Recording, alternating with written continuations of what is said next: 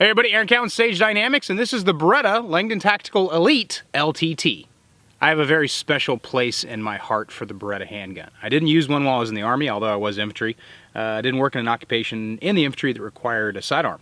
So anytime I encountered an M9 in the military, it was more of a curiosity kind of thing. I didn't use one, didn't carry one. I shot one a few times, and I also shot the qual course one time just because I happened to be somewhere where that could happen. But I didn't spend a whole lot of time dealing with the M9 in the military. The military adopted the M9 handgun at the end of the 80s into the early 90s for widespread all-service adoption. And the complaints vary from just general annoyances with magazines and stuff like that to people who outright hate the platform, especially people who are in and who use the 1911 going forward into the M9. So there's a lot of different very, very heated opinions about the Beretta, the M9 and then the M9 variants, improvements, if you will, that came after that. My first encounter with the Beretta was actually an M9 as a sidearm. First sidearm I carried in law enforcement. Carried it for a number of years and I loved it. Absolutely loved it despite some of the misgivings I had. Didn't really have a choice in the matter. That was the gun that was going to be issued to me, so that was the gun I had to carry, and I had to learn how to use it. I remember it being a double action pull that was somewhere in the neighborhood of 15 to 18 pounds and a single action trigger that was pretty mysterious all the way to where it broke right around 3.5 pounds. A lot of travel, a lot of wiggle, a lot of play. Tolerances weren't very tight in the gun, even though, as far as I could tell, looking at it, learning how to work maintenance on it and everything like that, the gun didn't have a whole lot of ammunition fired through it. It just had very vague quality control. So I can see how, if that was, something that you encountered while you're in the military, while you might have a somewhat negative opinion of the M9. I do not. The M9 remains, to this day, my favorite full-size 9mm handgun, which for some of you might be a little like got you scratching your heads, because you know that I don't really care for double action, single action, or really hammer guns at all, and that's exceptionally true. But there's an asterisk for everything, and my asterisk is the Beretta. If you're not familiar with Ernest Langdon, he is a pretty well-known competition shooter, and he shares an affinity for the Beretta. In fact, his affinity for the Beretta is probably stronger than mine, because he still shoots them quite frequently, quite often, whereas this is the first Beretta I've owned in, well, a number of years. What Langdon does to the Beretta is, at least initially, just reading through the stats when I was looking at purchasing my version, and there's multiple tiers that are offered.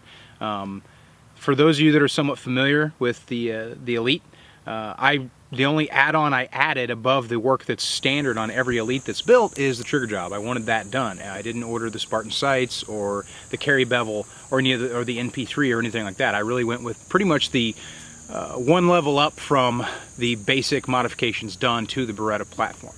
The Elite is very interesting in its configuration. There's really so many different small and large things that they do to this gun that bear mentioning.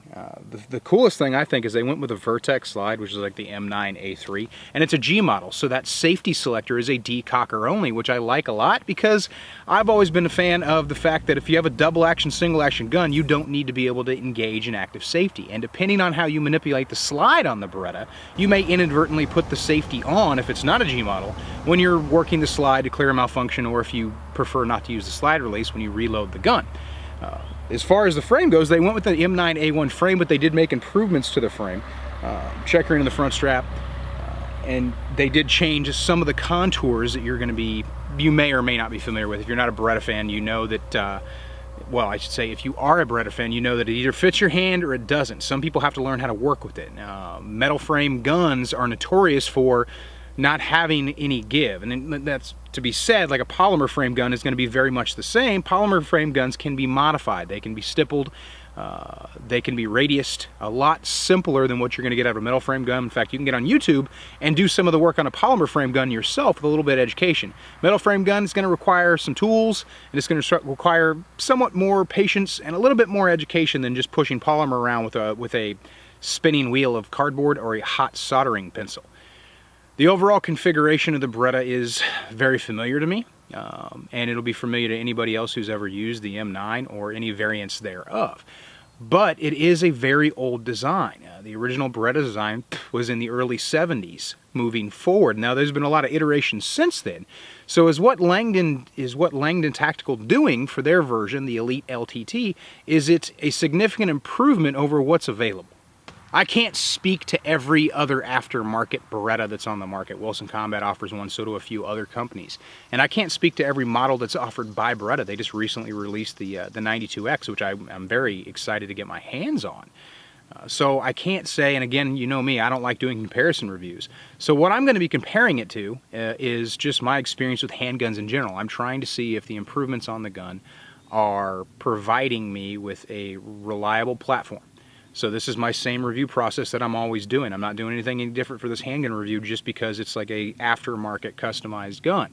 I'm going to put my 2,000 rounds of ammunition through it. I'll be shooting 115, 124, 124 plus P, working it into my normal practice schedule, as well as the very first thing we're going to talk about is, can it handle a higher rate of fire? Being a all metal frame gun, one of my biggest concerns is tolerance is loosening up as the gun heats and that metal starts to soak up that heat. Am I going to start to lose any of my functionality or reliability in the gun as it gets hot? And one of the ways I test that is with the burn down. 500 round rate of fire as quickly as I can put those 500 rounds through the gun. So without further ado, here's your Elite LTT burn down.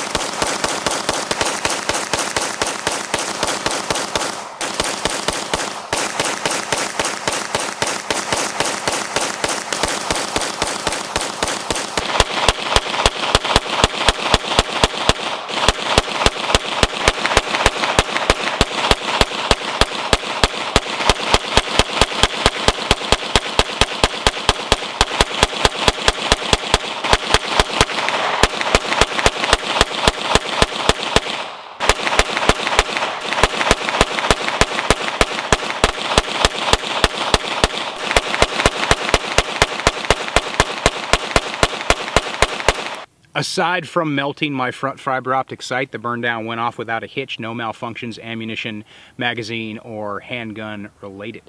So as far as the burn down goes, the LTT passed with flying colors.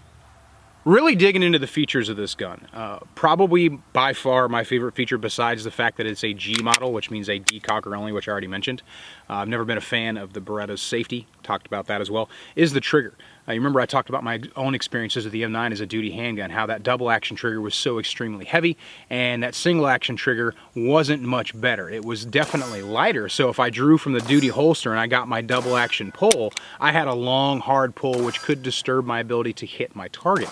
The heavier a trigger is, depending on skill set, time available, the harder it is to maintain a stable sight picture to get that shot. So what I loved about the Langdon trigger job is the fact that even though that double action is still the same length of pull, I still have to pull all the way through, bring the hammer all the way back to release it. It's not a significant and gaining amount of weight. It doesn't seem to grow more difficult as I pull through it. It's just a long, gentle pull. As far as trigger weight goes, as far as that's concerned, put it on my own trigger meter. I use a Wheeler. I was getting an average 10 pulls. I was getting right around 6 pounds for the double action, which I think is pretty damn reasonable. It's significantly lighter than what you're going to see from some double action triggers that are out there, and it may make some people apprehensive, especially if you're really into different variant models on safeties for double action, single action handguns. But I'm perfectly competent with six pounds and change being a comfortable weight for that double action trigger.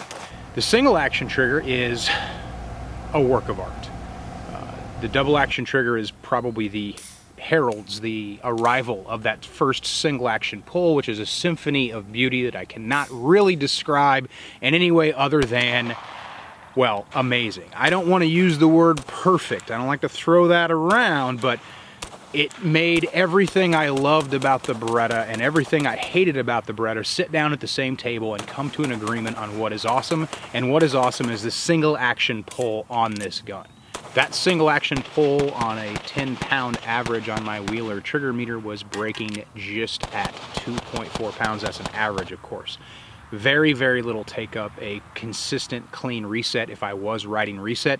But more importantly to me is it allows me to run the gun as fast as I want to run it. Because it's an all metal gun, it soaks up a lot of that energy regardless of what grain or weight 9mm round I'm firing. 115, 124, 124 plus P.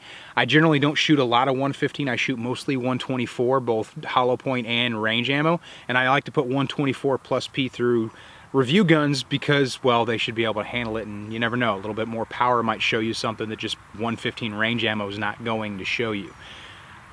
I still feel today, even though this is the first time I've spent a lot of consolidated time with this operating system, with the Beretta specifics, in probably 8 years, a little bit longer than that actually. So I picked this up, and 2,000 rounds later, I've been shooting almost exclusively just the Beretta, except for a few classes I taught. I picked up my Glock and taught the classes with it. It's like coming home. I'm remembering what it's like to have to run this gun. I remember being a left-handed shooter and having to use a gun that was not intended for a left-handed shooter. My options were carry it right-handed, which I'm capable of doing. I prefer not to. So I was able to consistently do everything that I had done before. So that myelination, that some people refer to it as muscle memory, those motor pathways were still there. So it was like riding a bike, but the bike shoots 9mm and it's awesome. As far as performance goes, this gun is going to do everything you would expect a double action, single action, or honestly a handgun to do, and it's probably going to do it better than you would expect. If you are not preferential to the M9, I would highly recommend at least finding somewhere that you can put your hands on this thing and have your mind changed. I honestly believe that this gun, it's not going to change your life, it's not significant enough for that, but it's going to change the way that you appreciate a gun that has probably been more controversial in the annals of time than many, many other handguns that are out there. If you are a fan of the Beretta, then this gun is going to be, well, a veritable symphony of amazingness. It's going to be the perfect amalgamation of all the nostalgic feelings you've ever had about an operating system put into a gun that has been made perform better than you thought that that gun was capable of. Because if you are familiar with the M9, if you are initiated, if you will, you know that it's got some particulars to it that some other double action, single action guns don't have. It is a little finicky on what kind of ammunition it can like or reliably function. It's not exactly a friend to certain temperatures, and the trigger pull is like dragging a cinder block through gravel. Those have all been fixed with this gun. Shooting 25-yard groups, keep in mind these are shot with iron sights. They're shooting 25-yard bulls. Fired a couple different 5-round groups using 115, 124 grain Gecko, and 124 grain Gold Dot. And that's just giving you an idea of what this gun is capable of doing at 25 yards. Now this was shot from a benched, unsupported position. So I used a bag, but I didn't really kind of block the gun in with it. I just used it as a rest. So it wasn't a wedge rest, it was just a bag rest to kind of give the gun a level platform to work from. I honestly believe if I put a red dot on this gun, it would probably tighten those groups up even more, if you can believe that. So as far as accuracy goes, the gun's doing everything I would hoped it to do. The barrel especially, I'm a big fan because it's got a target crown, and that's something I've always wanted out of every handgun ever, especially guns like the Beretta. The barrel does tend to protrude a little bit more from the slide than some of the other guns that are out there. So having a target crown, so if it inadvertently takes a tumble or it makes contact with an object bouncing around a range bag or bouncing around the bed of a truck, or wherever you're going to put your gun, hopefully you wouldn't treat any gun like that, but especially an elite LTT, if it takes a little burr there on the barrel, it's not getting into where it could potentially endanger the rifling of the barrel and cause accuracy issues. That's something that we definitely don't want. So that recessed target crown is I'm a huge fan of that. It's got a light rail. A lot of the older variants of the Berettas didn't have that. Got a skeletonized hammer, which is pretty sweet. G model, again, I feel like I have to keep mentioning that because I just get giddy when I think about it, because the Beretta I had to carry didn't have that feature. So if you're one of those people that on a reload, you reload and you work the slide, if you don't work the Beretta just right, you put the safety on, which is super aggravating when you go to shoot your next round. It's not a problem you have with this gun, and it makes one-handed decock and going back to the holster very, very easy. Throughout the review process, I ran it from concealment. I also ran it from a duty holster. I still have a lot of my old Beretta holsters from when I had to carry one. And again, a lot of feelings of nostalgia, but I don't want you to think that I'm giving this gun such glowing praise simply based on nostalgia. I'm showing you the real performance of it. And highly encouraging you to consider getting one, even if you hate the Beretta. Now, it's an aftermarket custom-tuned handgun. Some people are still very apprehensive about that, especially people who may be more purist when it comes to their all-metal frame guns. I know a lot of 1911 guys are purists. A lot of Beretta guys can be the same way.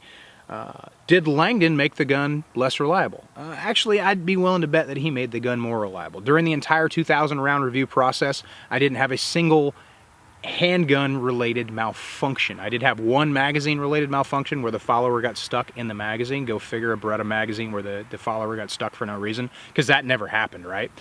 So the Beretta mags are still behaving like Beretta magazines. Magazines that came with the gun functioned great. I had some aftermarket magazines, and I had 2 Beretta magazines left over from my days when I still carried a Beretta, and I probably shouldn't use those because one of those is the one that caused that malfunction. Ammunition, great. Of course, ammunition isn't really a factor here because we're talking about the gun itself. So even though it is an aftermarket custom work built up on a Beretta, you can trust in the fact that it's going to function first round to last round very, very reliably, as long as you perform the regular preventative maintenance that you should perform on any firearm, regardless of how custom it is. Unfortunately, the Beretta has been showing its age for a while now. Now, Beretta themselves, they keep putting out the M9. They keep putting out different variants of it, and I'm glad for that. Unfortunately, I can't put a red dot on this, and that really, really breaks my heart because, to be honest with you right now, if I could keep my iron sights and mount a red dot on this gun, I would probably start carrying it. That is just how much I missed the Beretta and how much I feel that I run the Beretta more consistently, more proficiently than a lot of the other guns I shoot. Now, this is a matter of degrees and it's completely personal.